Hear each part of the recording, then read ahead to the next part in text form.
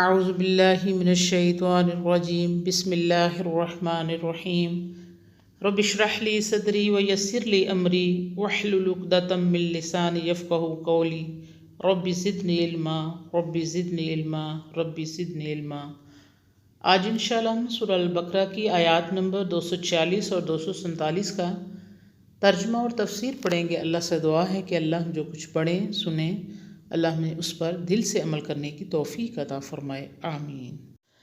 ألم تر إلى الملأ من بني إسرائيل من بعد موسى إذ قالوا لنبي لهم ابعث لنا ملكا نقاتل في سبيل الله قال هل عسيتم إن كتب عليكم القتال ألا تقاتلوا قالوا وما لنا ألا نقاتل في سبيل الله وقد أخرجنا من ديارنا وأبنائنا فلما كتب عليهم القتال تولوا إلا قليلا منهم والله عليم بالظالمين۔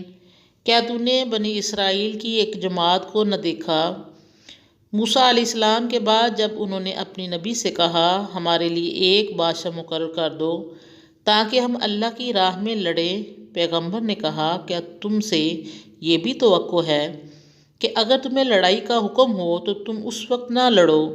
وہ بولے ہمیں کیا ہوا کہ ہم نہ لڑیں اللہ کی راہ میں، اور ہم تو نکال دیے گئے اپنے گھروں اور اپنے بیٹوں سے۔ پھر جب انہیں حکم ہوا لڑائی کا تو ان میں سے چند ایک کے سوا سب پھر گئے، اور اللہ تعالیٰ گناہ گاروں کو خوب جانتا ہے۔ اس آیت میں بھی بنی اسرائیل کی تاریخ کے ایک اہم واقعے کی طرف اشارہ ہے۔ حضرت موسیٰ علیہ السلام کے کچھ عرصہ بعد بادشاہ جالوت اور دوسرے دشمنوں کے حملے سے گھبرا کر اور ہر طرف سے عاجز ہو کر یہ لوگ بیت المقدس میں جمع ہو گئے۔ یہ زمانہ غالباً حضرت شمائیل بنی کا تھا۔ اللہ کے نبی سے کہنے لگے کہ ہم پر کوئی سپہ سالار مقرر کر دو جس کے زیر سر ہم جہاد کر سکیں۔ انہوں نے فرمایا ڈر ہے کہ جہاد کا حکم آیا تو تم جی چراؤ گے۔ ان لوگوں نے یقین دلایا، مگر وقت آیا تو محدود چند کے سوا سب پیٹھ دکھا گئے۔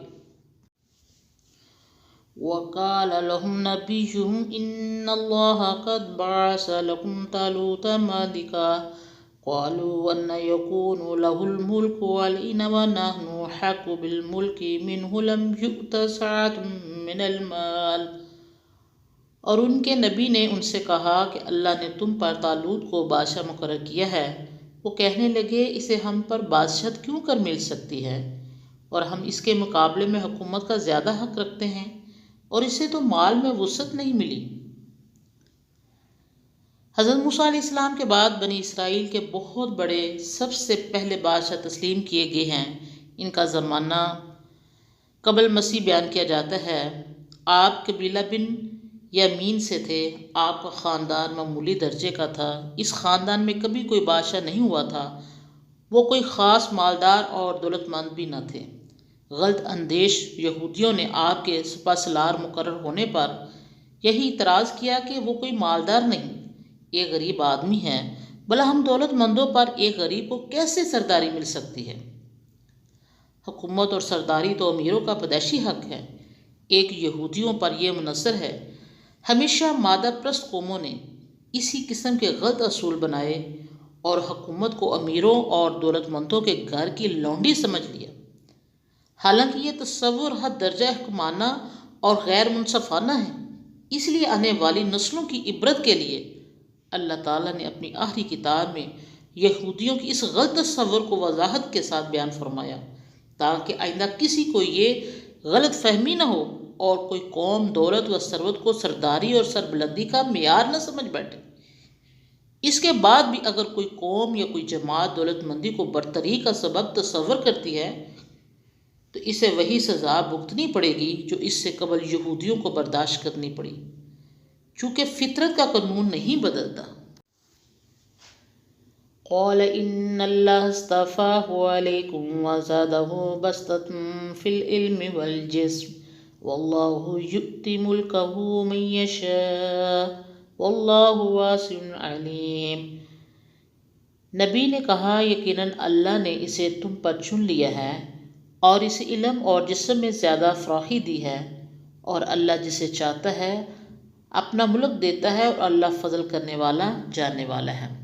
آیت کے پہلے حصے میں ذکر تھا کہ شمائل نبی نے اللہ تعالیٰ کی طرف سے طالوت کی سپہ سالاری کا اعلان فرمایا۔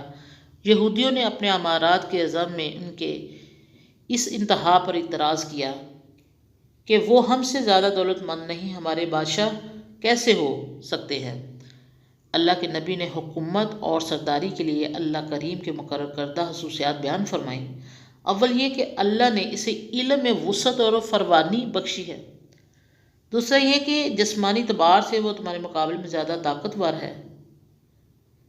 اللہ نے اسے علم میں وسعت دی ہے۔ علم سے مراد حقائق کو جاننا اور اسرار کو پہچاننا ہے۔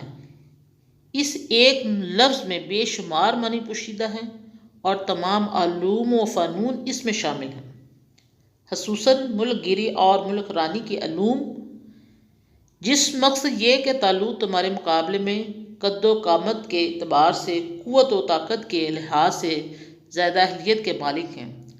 جس شخص میں علم اور جسم کی دونوں طاقتیں زیادہ ہوں گی وہ دوسروں پر فوقیت اور سرداری کے لائق ہوگا۔ اپنا ملک مدعو یہ کہ حکمرانی اصل میں اللہ کی ہے اور یہ حکومت حقیقت میں اس ذات واحد کے لیے ہے۔ اب یہ اس کا خاص فضل و کرم ہے کہ اپنے بندوں پر وہ سب سے اہل اور مستحق کو اپنی طرف سے حکومت چلانے کی خدمت سپرد کر دے۔ وآخر دعوانا ان الحمد للہ رب العالمین۔